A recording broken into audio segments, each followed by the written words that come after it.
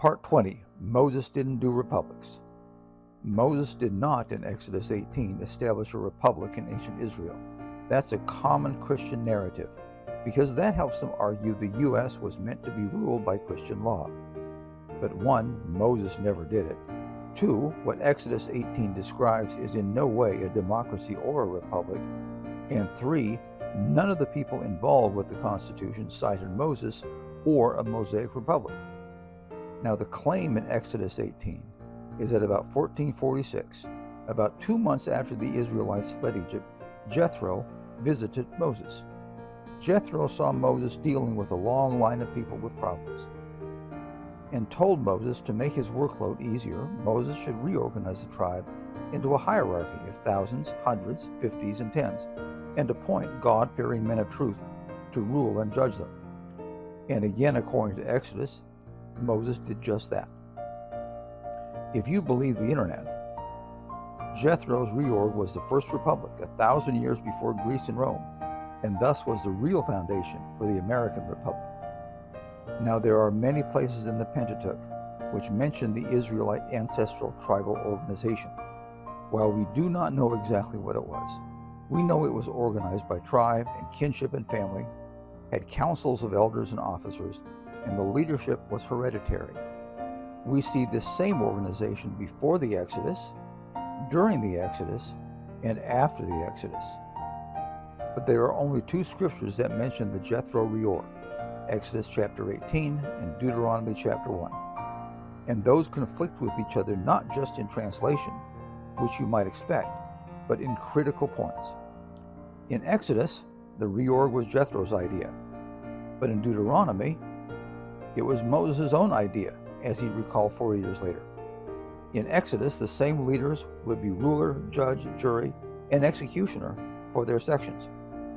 In Deuteronomy, the rulers and judges are 2 different categories of people. The Jethro hierarchy is not a civilian government. It is a military hierarchy, and by the way, is virtually the same organization as the Egyptian army, which Moses, having spent his first 40 years in elite Egyptian jobs, had to know all about.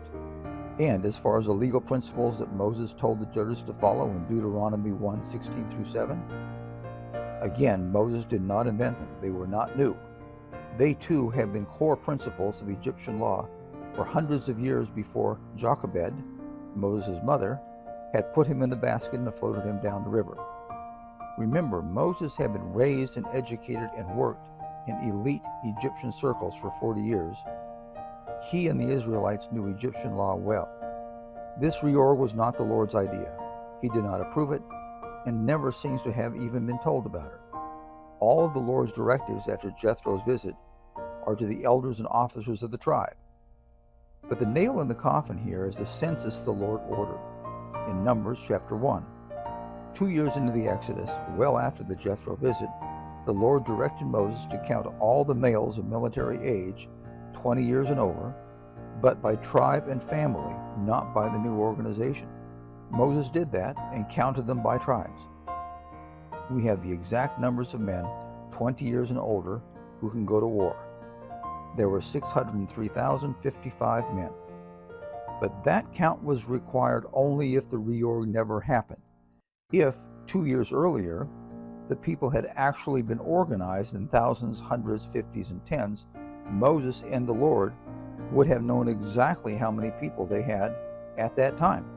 This is the case of the dog that did not count. Then how do we reconcile the Jethro story with what was actually going on? Both can be true. If Moses was actually, remember, setting up an Israelite army with a military hierarchy within a civilian kinship-based nation. That, after all, is exactly what Egypt had done for many years, and for that matter, what the IDF and the U.S. Army does now. The second point, Jethro's plan was not a republic or a democracy.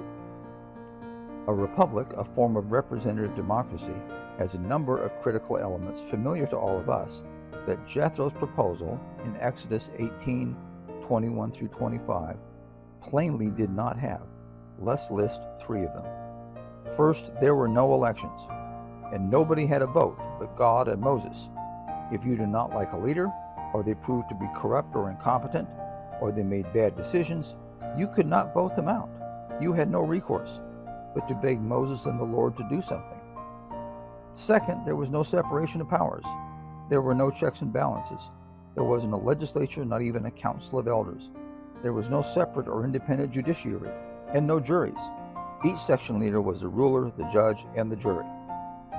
The appointed for-life leaders, including Moses, could impose any laws, make any decisions, or impose any taxes they wanted, subject only to the ultimate leader, Moses. Last, there were no rights, such as freedom of religion, speech, assembly, or travel, other than those which might be granted by the Lord. Even then, if you look at the 10 Commandments and the rest of the Mosaic Law, the Israelites had very few of the basic rights we expect for a democracy. This plan was just not any kind of a democracy. Third point, none of the people involved in drafting and ratifying the Constitution said or even hinted that the Constitution was based on Moses or a Mosaic republic. Now, we have multiple sources to look at. A quick but thorough way to do it is to do a word search of the relevant documents. This list has the most relevant terms, and as it turns out, we have a lot of documents. Several thousand pages, in fact, and the results are enlightening. First, we look at Farron's report of proceedings of the Constitutional Convention. A text search for any possible Hebrew Republic terms, such as Hebrew, Exodus, Numbers, shows nothing. Next, we look at Gideon's edition of the Federalist Essays. We can do the same text search, and again, zero results. None of the 85 essays cite a Hebrew or Mosaic Republic, or Moses, or Exodus at all. We also look at Eliot's records of the state ratification debates. These involve the statewide committees, and they cast a much wider net. And still the result is zero. Last, let's look at one more place. Did 18th century biblical commentators think Moses had established a republic? And here the answer is, you guessed it, no. The commentators actually show the reverse. Matthew Henry's exposition of the Old Testament was probably the most widely used commentary in the colonies in the 1700s. And Henry described Exodus 18 as setting up a good way to resolve disputes for a nation governed by a supreme king. The takeaway is this: we have always known, because the founders told us, that this is a secular government with no connection to or a basis in religion.